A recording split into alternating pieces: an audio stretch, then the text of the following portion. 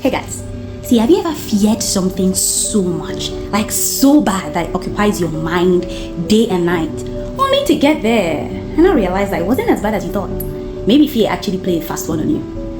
Well, that's what we'll be studying today in Genesis 33. So welcome to Bible Study with Ada. Welcome to the channel. How you doing? What's happening? Hope your week was lovely. Mine was, right? Alright, so let's just go into Genesis 33. So here, Jacob, finally, we can have like some drum roll. Let's get to the end. Jacob has been so afraid of his brother. Now he meets his brother Esau for so long. And remember, his brother that he cheated, his brother that he has, done so much has happened, right, between them. There's history, there's malice. Remember, there was that commitment to kill him, right? And Jacob doesn't know what's it gonna be, what's gonna happen, right? He has prayed, he has dreamt, he has wrestled with God. There's just a lot. He has strategized, he has set gifts ahead, just so much. And now he's meeting his brother. Different lessons from Genesis 33. Alright, so the first one is that strategy is good, but God can override it. So we see that in verse 1, Jacob saw Esau coming forth, right? And so Jacob saw Esau coming with his 400 men. That's a lot. So he divided his children among Leah, Rachel, and 2 concubines. So before now, we see that Jacob has been strategizing. He has sent gifts, he has sent livestock, he has sent so many things, and he divided them. He sent them, in portions, right? Just to bombard him, just to disarm him with kindness and generosity, right? And see that Jacob has been strategizing from day one. He's a planner, right? He knows how to plan for things, which is good. But one thing we should take note of as a lesson is that we can strategize, we can plan, but at the end of the day, God really can override that, right? God can, he can decide to do what he wants to do, right? And we saw that here. And then in verse 2, or rather, same in verse 2, he said, verse 3, he said Jacob went ahead of them and bowed down to the ground 7 times as he approached his brother. You see humility coming ahead of him 7 times, as though to disarm him with humility, right? What can he do? This is brother that he has not seen. The brother has vowed to kill him. See, at this point, when I was reading, I was just Jacob was ready to do anything. See, anything. And that's how we should be. When we're trying to make peace, are you ready to do anything though? Are you ready to do what it takes to make peace? Are we? Or not? I just feel like these are the things that really determine how we're moving, right? Are we ready to do anything just to make peace? Anyways, the next point is fear exaggerates outcomes. We can see how in verse 4, but Esau ran to meet him, threw his arms around him and kissed him, and they were both crying. So imagine he has played this 1,000 times. He's thinking my brother's gonna kill me. He's so afraid. But then again, in reality, it wasn't really bad. Nothing even happened. All the building of suspects, we get to this point and nothing. Esau didn't even do anything. I was a bit so if you're a drama person, you want to get some drama out of it. And we're not even getting anything, nothing. It's cute, but it was just nothing. It was just nothing. And then he just tells us that fear can exaggerate things. That is fear, right? It appears real, but it's false. And he exaggerates, right? So it also brings me to the point that, sometimes when God tells us to do something, even if we're afraid, do it. Do it. Why? Because God knows. At the end of the day, God knows beyond. God knows beyond us. God had already gone ahead. He had done a quick work in Esau's heart. He already knew that your brother is not doing this. So if I tell you go. There's a reason why I'm telling you go. I have seen the end. So it's crazy how we let fear limit us sometimes. And I'm speaking to myself, right? It's crazy how we let fear limit us, because I'm just sure heaven is just laughing. I see this one. If you know what I have planned at the end. So this is just a word to someone. Nothing God has told you to do. You know it's God. Do it. Do it afraid, because you don't know the outcome. This is it. Nothing happened after all the fear. So imagine you are not even left that place. Imagine that fear is stopping you from going to a place of your solitude. Imagine he had stayed in Laban's house, still in defeat, still being cheated, still being persecuted. And then literally the door of your salvation is there and they say go. You're just afraid that your brother will kill you. But then God has told you to go. So that's how it is, right? Sometimes fear makes us trapped, right? That we don't even do what we're supposed to do for our own liberation. It is crazy, right? And then we said that nothing happened. When Esau looked, verse 5, when Esau looked around, he saw women and children. He asked, who are these people? Esau is even what's going on, right? He talks about his people, and then he's acknowledged that God, had given him these children. And the next point here is gift can restore what hands have destroyed. So we see the place of gifts. We've been seeing that from the previous chapter, right? He sent gifts ahead. And yeah, it's just a strategy. Me, my love language is gifts, right? I've always seen gifts to be something that tells a person that you value them, right? And in this situation, Jacob just wanted to gift his brother because he was insisting, take it. But before we even get to that point, right? When Esau asked him in verse 8, what about the other group I met? What did he mean? Like, all these gifts, all these things, what happened, right? And he's like, it was to gain your favor. Like, I'm trying to do these things to gain your favor. I'm trying to appease you, to mend this relationship that has been broken, right? But then in verse 9, he said, but Esau said, I have enough, my brother, keep what you have. I was really struck by this because if you remember Esau before, the blessing that seemed like a curse that his father gave him, that you're just going to be under your brother for a long time. Then when you're tired, we break out of it. We can see now that time is here. Esau was very, very rich. Like he had enough. He was wealthy. So all the things that his brother lavished in front of him did not mean anything because he had enough, right? For him to say like, bro, you're running on past news. I'm wealthy now. I don't know how you remember me, but now I have money, right? I don't need your thing. He even said, speaking in rich man's voice, he said, I have enough. My brother, keep what you have. It's giving. Come on, stop it. He's wealthy. And then Jacob is insisting. I'm like, why Jacob is insisting so much? Because sometimes, right, you just want it to look like, we know that when a person receives the gift that you have given, right, it's that they are at peace with you. So sometimes you just want that confirmation, accept it, so that this reconciliation is complete. So I know that we are at peace, right? It happens. And then Jacob starts to talk about how, no, please, if I've gained your favor, accept my gift. So sometimes acceptance of gift is a recognition and a confirmation that someone has gained your favor, right? So I'm going to talk about this later. And then he said, to see your face for me, like seeing the face of God, now that you have been so friendly to me. Yeah, we see Jacob again. In his normal restoration and normal reaction with his brother, he's talking about God again. Maybe because in the previous chapter, he had just wrestled with God and he won and he saw the face of God and he said it, that I've wrestled with God, I've seen the face of God and I did not die. Funny enough, maybe that's what even gave him hope to even see his brother and gave him extra courage to even see his brother. Maybe he was thinking, if I have seen the face of God and I did not die, who is my brother?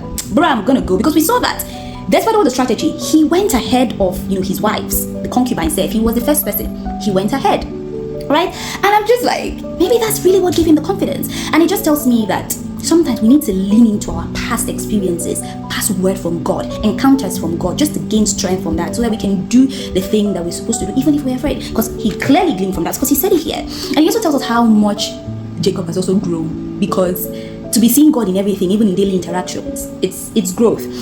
And another thing was that, obviously, I skipped a point where Jacob came with humility, was bowing down, and we saw how all his children and his wives did the same thing. And I remember writing in my notes that as a man, your children are going to do what you do, not really what you say, but what you do. As you're bowing down, you're going to bow down. He didn't even have to explain to them, so they're going to follow after your steps. So moving on to the next point, we saw that Jacob had said a lot, right? And then the brother just accepts the gift. He's like, please accept my gift which I brought for you. Yeah, Jacob kept on urging him until he accepted. And it just reminds me of when I was younger, right? I used to feel that, if let's say I go to a birthday party, right, and I'm giving Coke, maybe I just don't drink Coke, I just don't want to drink Coke. I just felt like it was going to be dishonor to take that gift, even if I don't want it, right? It was just going to be dishonorable to just take it and waste it. I would just rather decline. And I did that at some point, and then one lady just corrected me. She's like, no. For the person to know that you value the person, take that gift, even if you don't want it. It's just reminding you of that scenario here, right? Esau accepted it because he knew that he had to be discerning to know that I need to take this into my brother will be at peace, so that this reconciliation can be complete. For something to be complete, offer has to be accepted. So he had to discern that in this moment he needed to do that, and it was just honorable. And he knew that, okay, my brother is trying to honor me, right? So let me accept. So sometimes, right, let's just rest. Let's just rest. Like if we're discerning enough to know what is needed in a situation, it helps, right? Someone is trying to extend that hand of fellowship, gratitude, or something, and you keep declining, even if you don't need it. That gift, even if you don't need it, just so that to fulfill all righteousness, sometimes accept it, because that way they know that you value them, right? That's just how it is, and relationships work like that. And that's why I get very, very, very bothered when people are in relationships, or friendships, whatever, and they don't know how to give to themselves or receive from themselves. That's how value is exchanged. Giving and receiving is a core thing in a relationship. So if you're in a relationship, and I'm not even talking about material things only, I'm talking about, can you give someone your attention? Is someone able to receive your attention? As a friend in a relationship, can you share your burden with another friend? You understand? Can they, that kind of thing? That's how fellowship works, right? I derailed. Esau now asks Jacob, okay, follow me, let's, go on our journey. Esau was going to Edom, right? If you read the Bible, you realize that. Where Esau was going, Esau was going to Edom and was inviting Jacob to follow him. Jacob. I'm sure Jacob in his mind was like, okay. First of all, no. I know where I'm coming from. My pace, see my flock. I'm the one that has been traveling with these people. I understand their condition. You can go ahead. I will follow you. So it just tells me that sometimes it's okay to go at your own pace. We don't have to go on another person's speed. There is no competition. You know where you're coming from. You know your instructions. You know the resources you've been coming with. You know. So imagine Jacob now thinking, okay, because I've reconciled with my brother, let me not offend him. Let me follow him. No. That there has been reconciliation does not mean that there should be no boundaries, right? That there's been reconciliation does not mean there should be a relocation. God did not tell him to go to Edom. That is exactly where Esau was headed. And that's not where God told him to go. So I think just the understanding of that's not where I'm at, but that strength, because it's such a strength in this world where peer pressure is a thing, right? Where trying to follow people, trying to follow people's space is a thing. Just to come to your own as a human being to realize, okay, this is not where I'm at. I'm going to do things at my own pace. And rather than just following, I'm going to go in the direction that God wants me to go. So I think that's where, Jacob's head was at. And then I was really good. And then it's not going to cause a problem. There's peace, right? And then, Esau even offered to, give him some men. And he's like, no, I just want to be in your favor. I don't want to be doing that. Like, we just reconcile this relationship. Let's just be going. He also tells me, we talked about drawing boundaries with some kind of persons, right? He also reminds me that some relationships should also be like that. That you guys have reconciled does not mean you will now start another journey, especially when you're not on the same path. They were clearly not on the same path. God has told him something else. It should actually just be like that.